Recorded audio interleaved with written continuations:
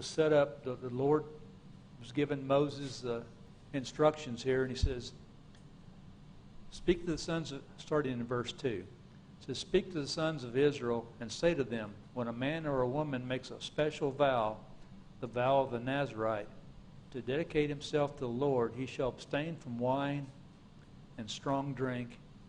He shall drink no vinegar, whether made from wine or strong drink, nor shall he drink any grape juice, nor eat fresh or dried grapes. All the days of his separation he shall not eat anything that is produced by the grapevine, from the seeds even to the skin. All the days of his vow of separation no razor shall pass over his head. He shall be holy until the days are fulfilled, for which he separated himself to the Lord. He shall let the locks of his hair grow long. All the days of his separation to the Lord,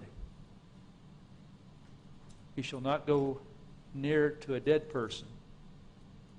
He shall not make himself unclean for his father or for his mother, for his brother or for his sister when they die, because his separation to God is on his head. All the days of his separation he is holy to the Lord. But if a man dies very suddenly beside him, and he defiles his dedicated head of hair, then he shall shave his head on the day when he becomes clean. He shall shave it on the 7th day. Then on the 8th day he shall bring 2 turtle doves and 2 young pigeons to the priest, to the doorway of the tent of meeting. And it goes on to tell about what to do, what his offering is to be, and everything. But this, when the angel came to the wife of Manoah, this is the only place that I could find where the instructions was given to the wife, or to the mother, not to eat, not to drink wine or strong drink, or to eat any unclean thing. There's a couple of other places where it talks about a Nazarite. One of them is, and we don't have much on it, but in 1 Samuel,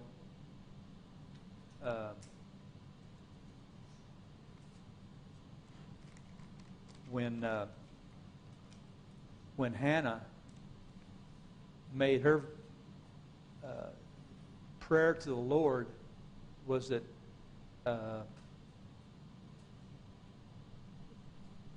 in 1 Samuel chapter 1, when she made her vow, it says there in verse 11, it says, she made a vow and said, O Lord of hosts, if you will indeed look upon the affliction of your maidservant and remember me and not forget your maidservant, but will give your maidservant a son, then I will give him to the Lord all the days of his life, and a razor shall never come on his head. I mean, it doesn't have anything about drinking wine or anything like that, or not to drink wine. But it seems like that Samuel would have been a Nazarite. And then if you turn over to Luke chapter 1,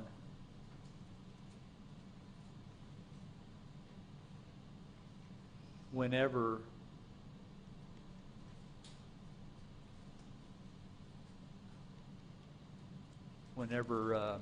Elizabeth, the mother of John the Baptist,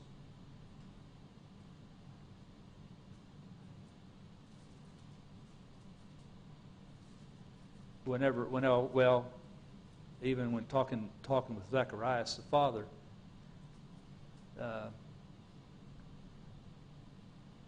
when the angel of the Lord appeared to Zacharias. It says down in verse 13, it says, "But the angel said to him, 'Do not be afraid, Zacharias, for your petition has been heard, and your wife Elizabeth will bear you a son, and you will give him the name John. You will have joy and gladness, and many will rejoice at his birth. For he will be great in the sight of the Lord, and he will drink no wine or liquor, and he will be filled with the Holy Spirit while yet in his mother's womb. And he will turn many of the sons of Israel back to the Lord their God.'" So, but this is the only in Judges when it's talking about Manoah's wife. It's the only place that I can find where it specifically says that the mother is to abstain from wine or strong drink and not eat anything impure or unclean. Teresa.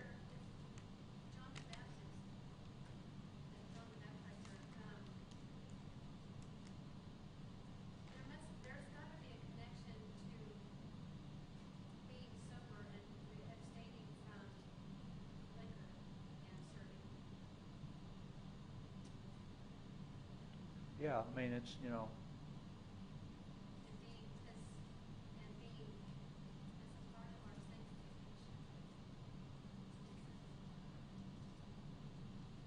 Yeah, well, you know, as probably most all of you know, a person who has been drinking don't make very good decisions a lot of times, you know. So, but anyway. Well, after the angel of the Lord appears to Manoah's wife, well then she goes and tells Manoah about this, and so then Manoah he entreats the Lord to send back the man that he can, so they can teach what to do for the boy who's been born. Now, you know, I don't know why really. Maybe I'll have some ideas about why. Maybe he wanted a confirmation. You know, and just that, you know, I mean, his wife was barren. You know, and he wanted a confirmation that she wasn't just having a wishful thinking here. You know. You know, maybe he wanted some more confirmation. I don't know. He felt that maybe he wanted to know. Maybe he felt that there was more information that like, you know, that he needed from the Lord, or from the angel of the Lord, as more instructions as to what to do with the child. But anyway, at any rate, he requests it, and that request is granted to him.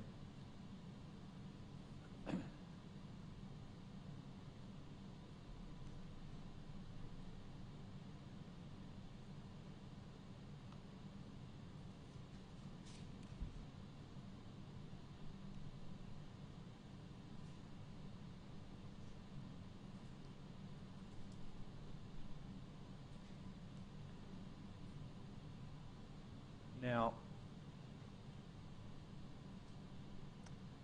the angel of the Lord repeats the same thing to Manoah that he did to the wife, and because Manoah asks, says, "Now when," and there in verse 12 he says, "Now when your words come to pass, what shall be the boy's mode of life and his vocation?"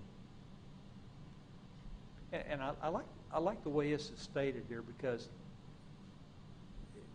it seems to me like that Manoah doesn't have any doubts, you know. I mean, because, you know, the way he states it, now when this comes to pass, you know, what's to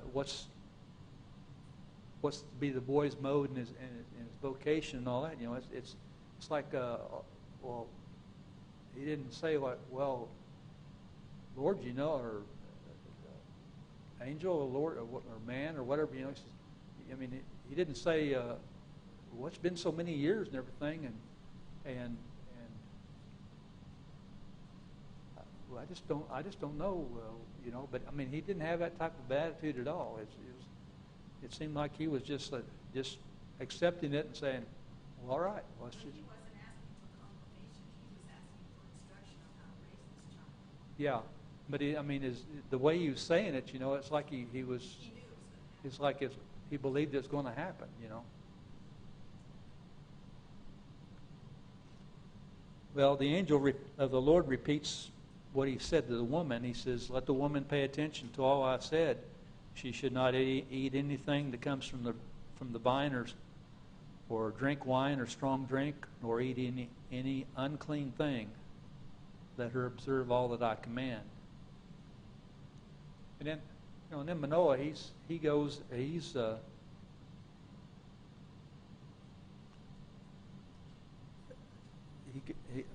appears that he goes into hospitality mode here, you know, because he kind of reminds me of, you know, whenever the three angels appeared to Abraham, you know, it's like, hey, you know, let's prepare some food for you, and you know, and everything. So this is what Manoah offers here. This is, let us detain you so we may prepare a young goat for you. But the angel of the Lord said, though you detain me, I will not eat your food. But if you prepare a burnt offering, then offer it to the Lord.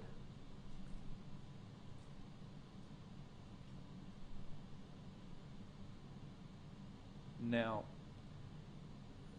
Manoah asked him, says, well, what is your name, so that when your words come to pass, we may honor you?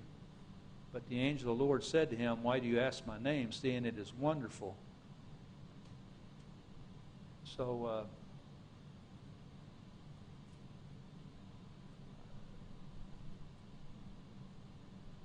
I don't know, I think this was Jesus.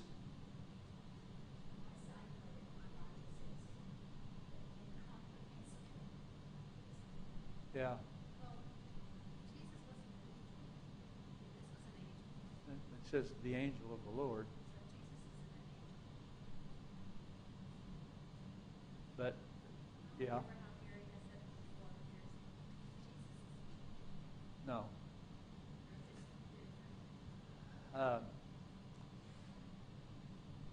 But you know, one of the descriptions of Jesus is wonderful counselor. You know. Okay.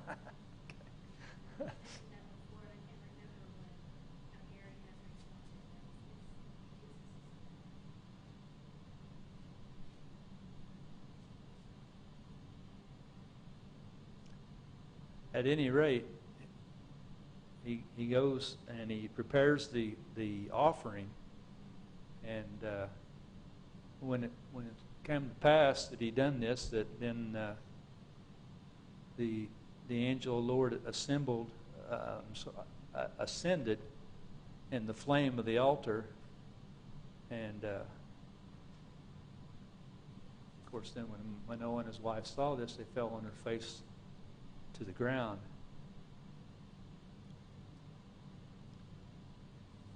Of course, Manoah's concerned that they would die because they had seen God.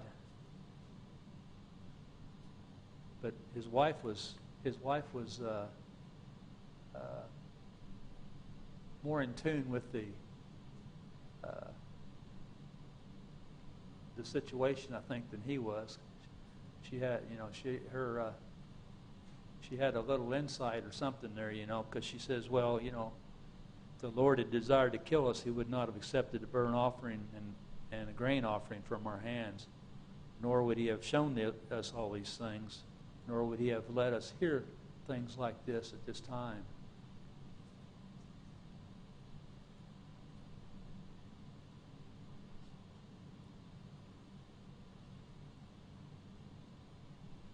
think that's the same thing that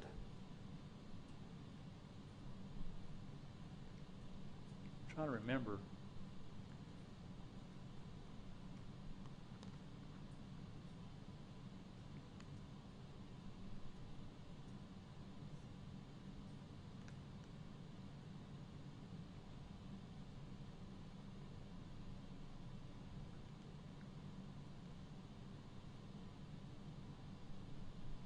That happened somewhere else too, where they were concerned because they thought that they would die because I can't remember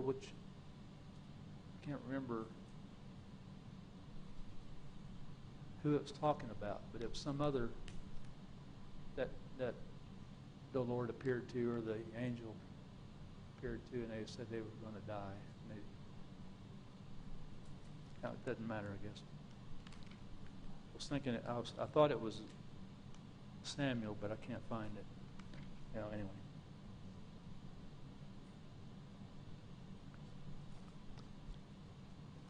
So Samson is born, and the Spirit of the Lord began to stir him, and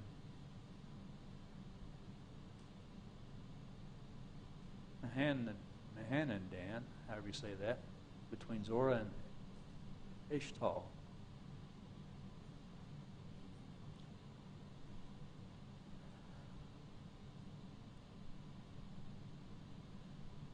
Now Samson, he was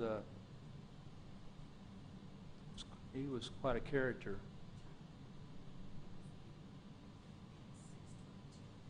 Gideon, and okay, Judges and Gideon, or Gideon and Judges. I mean, yeah, that's right. Yeah.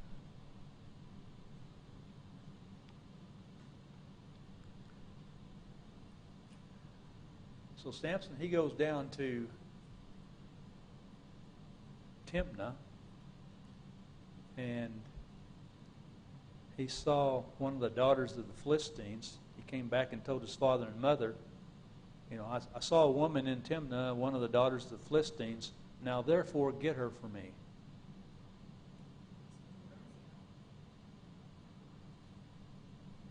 He, as you start to see here, Samson does not use very good judgment.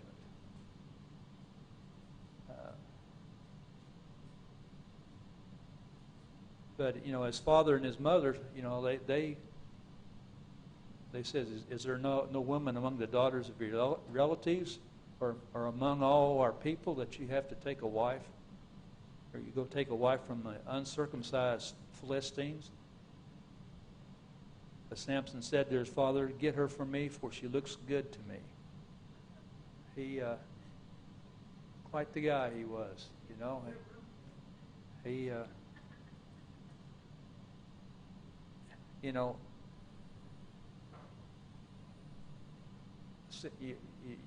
Samson's birth was a miraculous birth, along with Samuel, with Isaac. His was a miraculous birth, given. He was given to them by God, but yet he did not display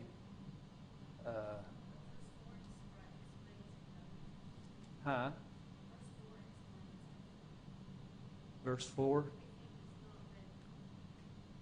Yeah. Yeah.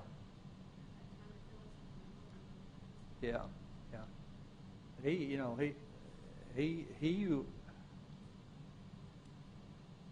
He was for Samson.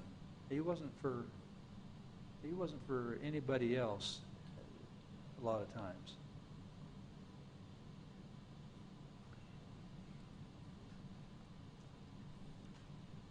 So Samson goes ahead and he goes down to Timnah with his father and mother, and to the vineyards of Timnah. And a young lion comes roaring out at him, and the Spirit of the Lord come upon him mightily. So he tore him, and he tore him as one tears a young goat, though he had nothing in his hands. But he did not tell his father or mother what he had done. Now, one of the questions we have here is, how strong is Samson?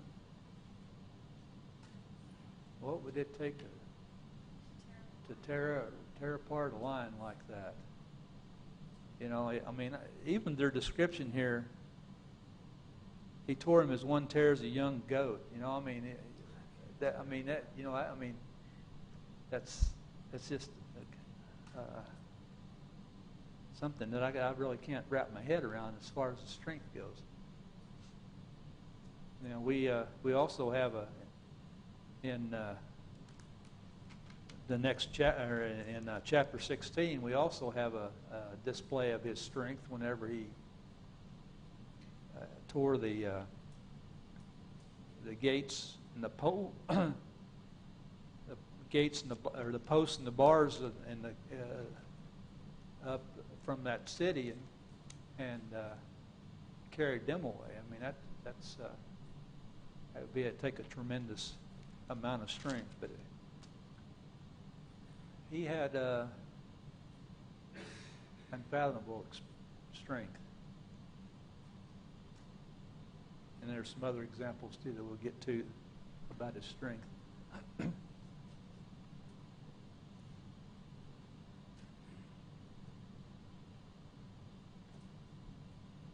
So he went down, verse 7, he went down and talked to the woman, and she looked good to Samson. When he returned later to take her, he turned aside to look at the carcass of the lion, and behold, a swarm of bees and honey were in the body of the lion. So, and this is just yuck. So he scraped the honey into his hands and went on eating as he went. When he came to his father and mother, he gave some to them, and they ate it. But he did not tell them that he'd scraped the honey out of the body of a lion. I'm under the impression here that it probably wasn't part of his Nazarite vow, you know, to do something like that. Talk about something unclean.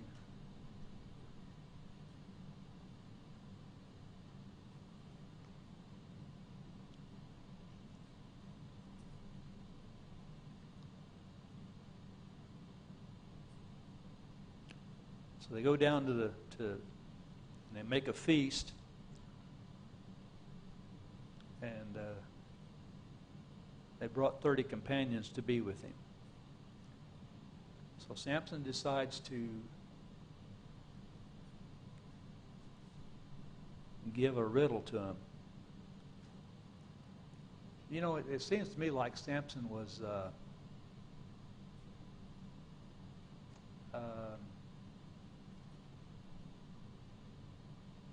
what's the word I'm hunting for? Arrogant? I mean, sure of himself?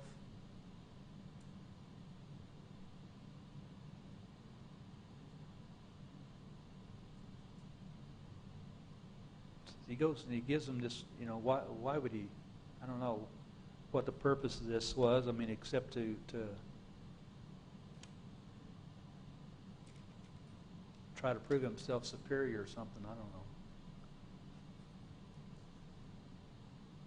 So he wants to he gives them a riddle, says if you find out what I'm talking about, if you can answer my riddle, then I'll give you 30 linen wraps and 30 changes of clothes.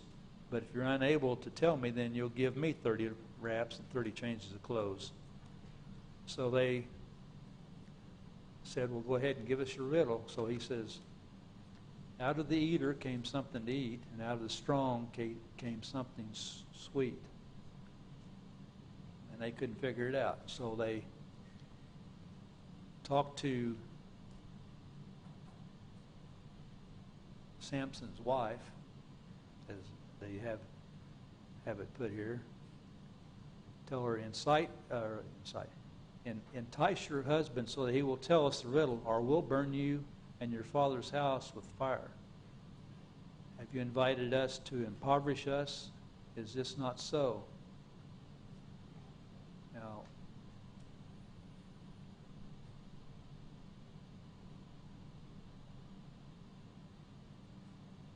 these guys weren't very nice.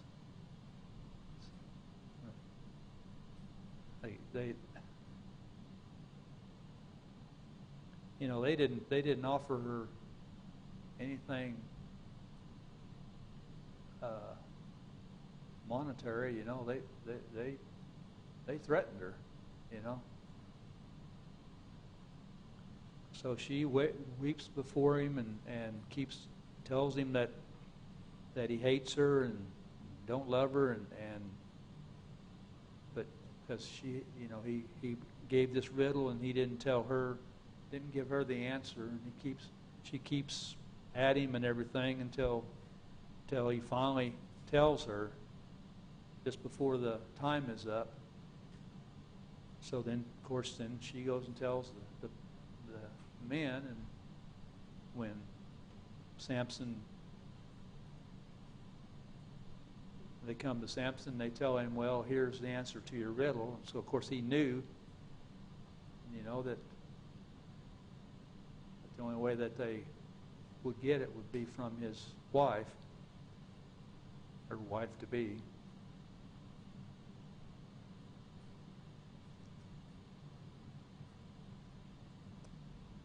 So then we have another display of Samson's strength. It says, then the Spirit of the Lord came upon him mightily, and he went down to Ashkelon and killed 30 of them and took their spoil and gave the changes of clothes to those who told the riddle. And his anger burned, and he went up to his father's house.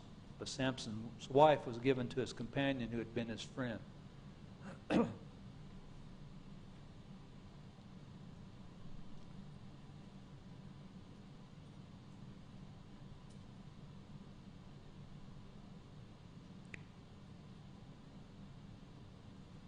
Appears like to me, God raised up Samson to, as it says in verse 13, it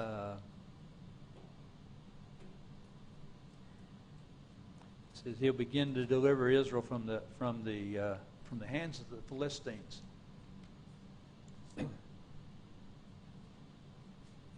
But here Samson is. He strikes the Philistines, but it's not for the good of Israel. It's because he was mad about what had happened.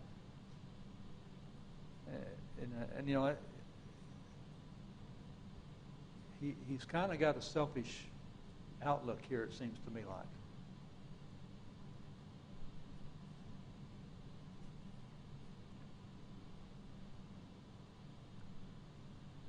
But after a while, here starting in chapter 15, it says, but after a while, in the time of wheat harvest, Samson visited his wife with a young goat and said, I will go into my wife in her room. But her father did not let him enter.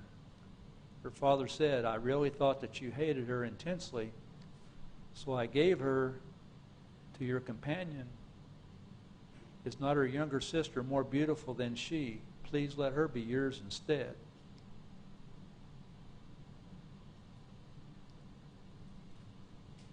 So actually, the father gave the daughter away to the companion.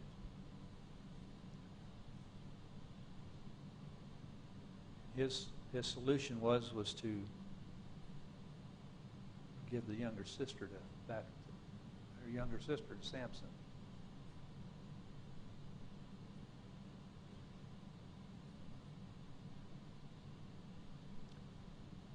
Verse 3. It said, then Samson said to them, this time I shall be blameless in regard to the Philistines when I do them harm.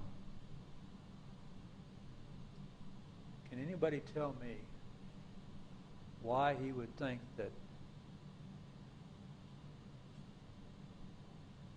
he would be blameless in this situation?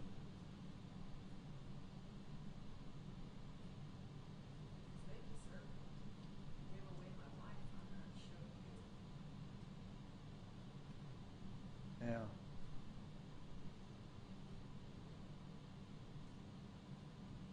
So he caught 300 foxes and took torches and turned the foxes' tails tail to tail and put one torch in the middle between the two tails. When he had set fire to the torches, he released the foxes in the standing grain of the Philistines, thus burning up both the shocks and the standing grain along with the vineyards and groves. Now, think about this for a minute. It doesn't say that Samson had anybody helping him. That's quite an undertaking. Catch 300 foxes, and then to tie their tails together and tie a torch to it, and set of 300. I mean, how is that possible? How do you do that? That's, when you think about the dynamics of that. First of all, how do you catch 300 foxes? Yeah. And then how do you get them to stand still long enough to tie their tails Exactly. together? And then put a torch in between the tails. Yeah. You have to be determined. I- You're apparently not determined in that way. I wouldn't be. Samson. I mean, he I think it's crazy because, like, at the beginning of his life, like, if he had lived exactly how God wanted him to live, he wouldn't even be solving this problem. Like, it wouldn't even be a problem to him. So as you go throughout Samson's life, he's solving problems that wouldn't be problems. It wouldn't exist to him if he had just allowed God to lead his life. And I think that's kind of how, we are and how the Israelites were at times. They made their own problems and they solved their own problems, and all the time, like, Samson has the strength of God and he has God on his side, but he decides that, I'm gonna be, whatever, the captain of my life. I'm gonna decide how everything goes in my life, but he has all this strength. yeah. And he could have done things so differently had he just been like, okay, I understand. Yeah, the problems that he had, he brought on himself. Yeah.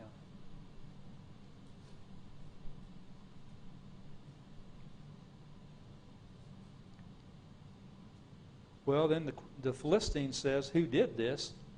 And they were told, and they said, Samson, the son-in-law of the Timite, because he took his wife and gave her to his companion.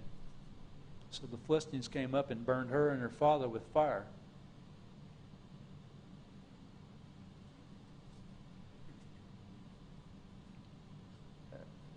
That's, I don't. So he took out what Samson did on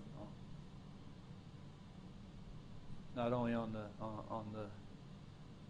wife who actually wasn't his wife, and the father.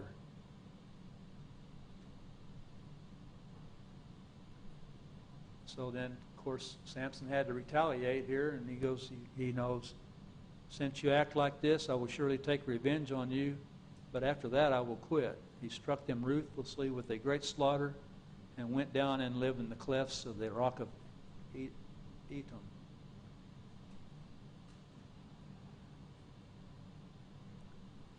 Now the Philistines came back up, and they camped in Judah, and they spread out, and of course the men of Judah evidently didn't know what was going on. They go, why have you come up against us? So then they explained that we came up to get Samson and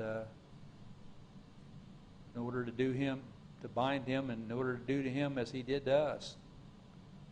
So it's just one retaliation after another, back and forth.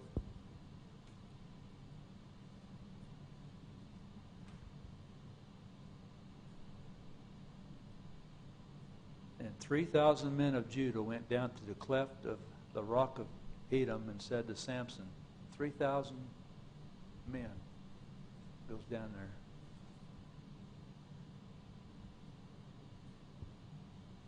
Strength in numbers, I guess. They said to Samson, do you not know that the Philistines are rulers over us? What then is this that you have done to us? And he said to them, as they did to me, so I have done to them.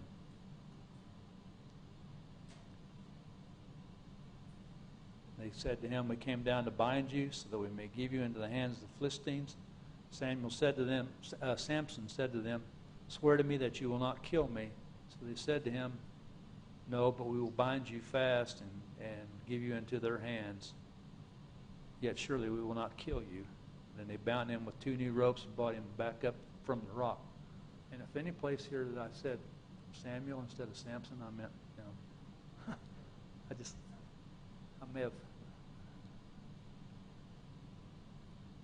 meant Samson. So what happens whenever they bring him back up to the Philistines?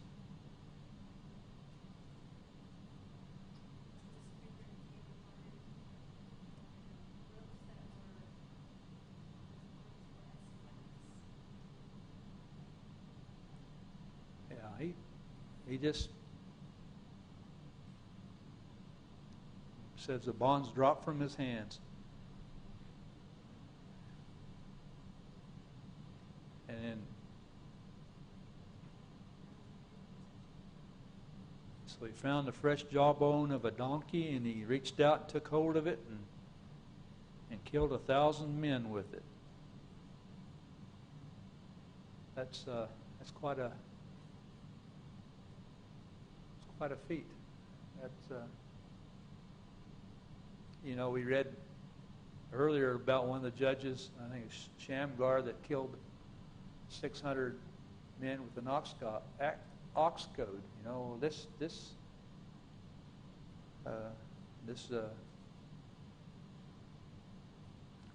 was quite the deal.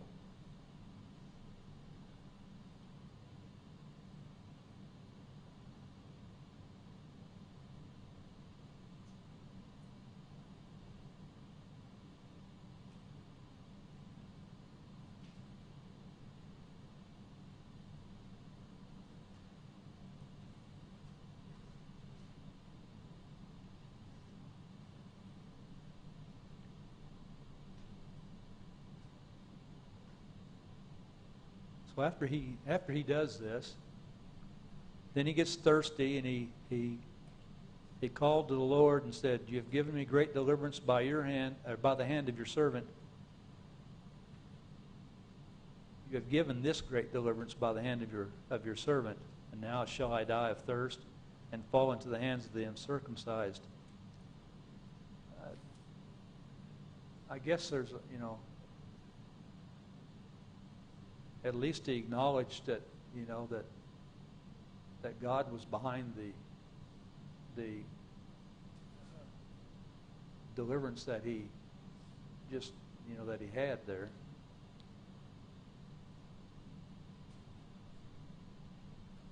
So God split the hollow place that is in Lehi, so that the water came out of it. When he drank, his strength returned and he revived.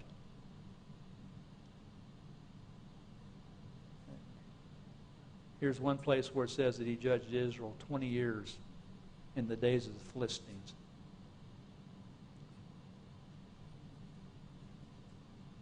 Okay, now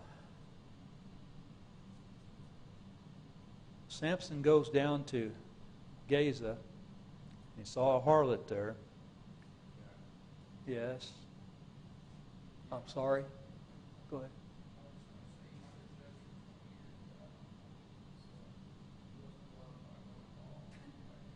No.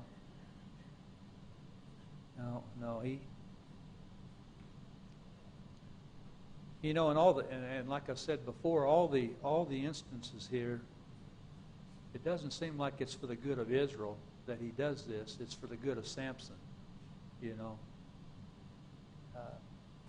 Throughout, you know, all the ones that we've had so far here.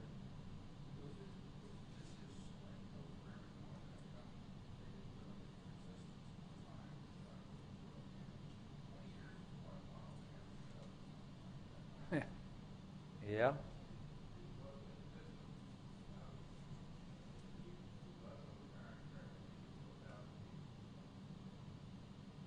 Yeah.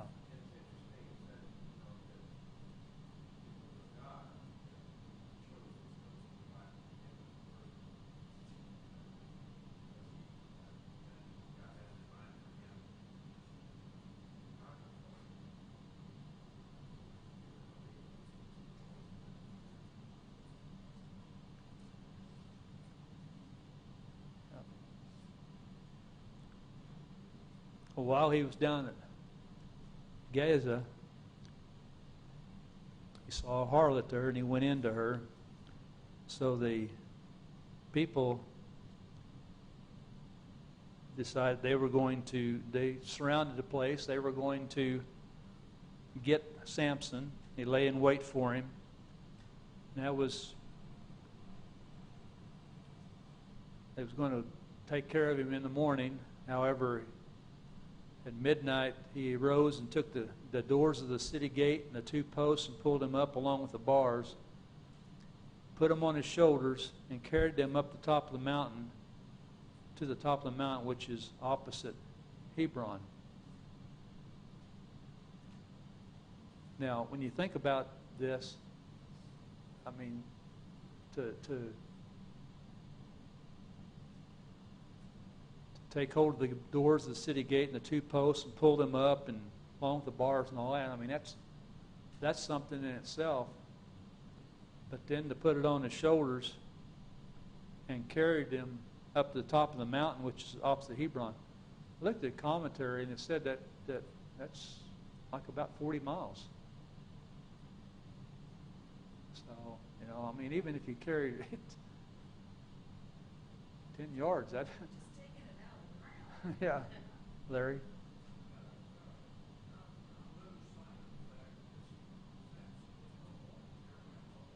That's right. Yeah, that's true.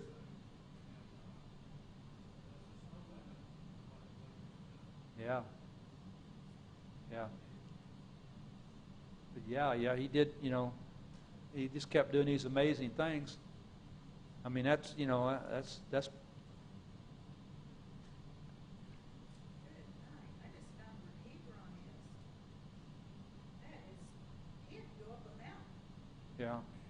Yeah, that's what it says. He carried him up to the top of the mountain.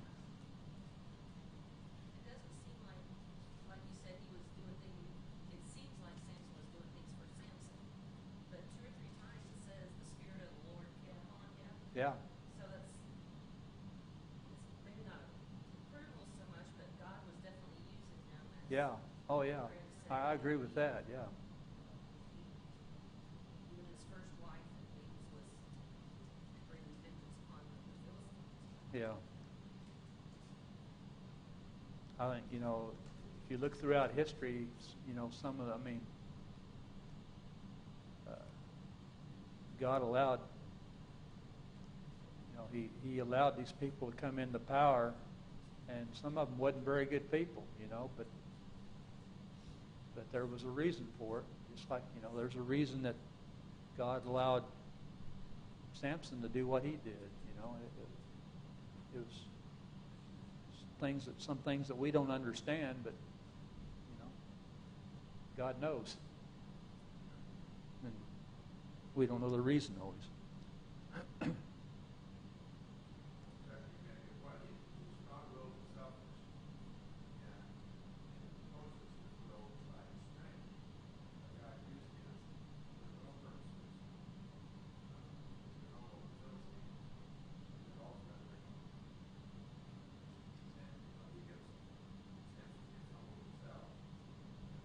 Yeah.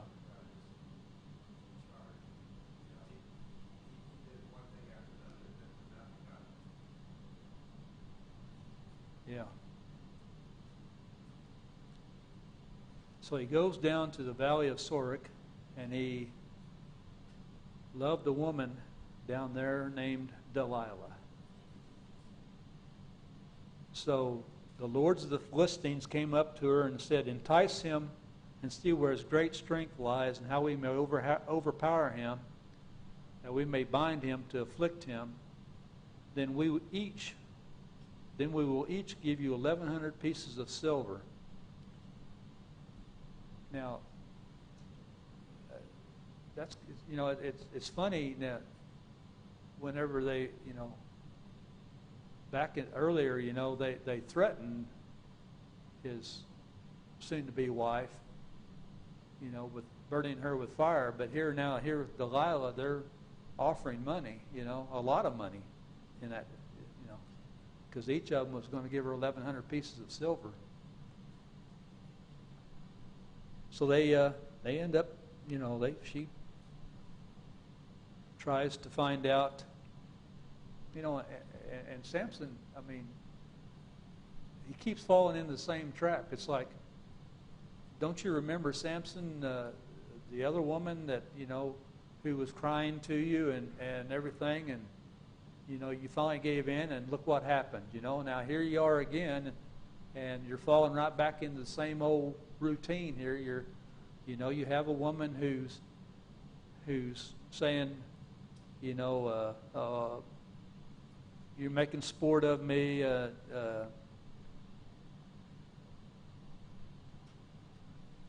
know, you're lying to me and everything like that, and trying to get him to tell where his great strength lies. So he tells her 3 different things and finds out that none of them is the truth.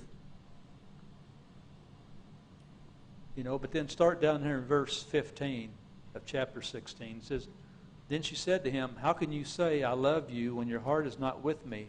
You have deceived me these 3 times and not told me where your great strength is.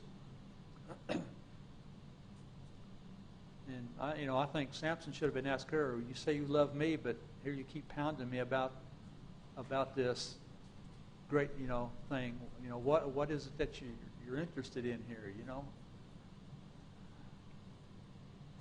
So, but anyway, you know, she keeps pressing him, and daily. And it says there in verse 16 that his soul was annoyed to death. So then he tells her, it says, a razor has never come on my head, for I've been a Nazarite to God from my mother's womb. If I am shaved, then my strength will leave me, and I will become weak and be like any other man. So he finally tells her the truth. So she made him sleep on her knees and called for a man and have him shave off the 7 locks of his hair. That has to be a real deep sleep. You know, I mean, how in the world, you know, I mean, unless you're knocked out or something, you know, it makes you wonder, you know, I mean, he was a Nazarite. He wasn't supposed to drink wine, but a strong drink. But it makes you wonder, did he do this, that he was that far under that, you know, that he didn't know that his head was being shaved. His hair was being shaved off. I don't know. You know. So then, you know, after she has this done, then she says, the Philistines are upon you, Samson. And he awoke from his sleep and said, I will go out as other times and shake myself free. But he did not know that the Lord had departed from him. Huh? Did we? Oh, okay. Oh, okay. Sorry, I didn't realize that. Wasn't paying any attention. But anyway, I don't know. You know, do you think he know whenever he woke up and everything that he knew his hair was gone?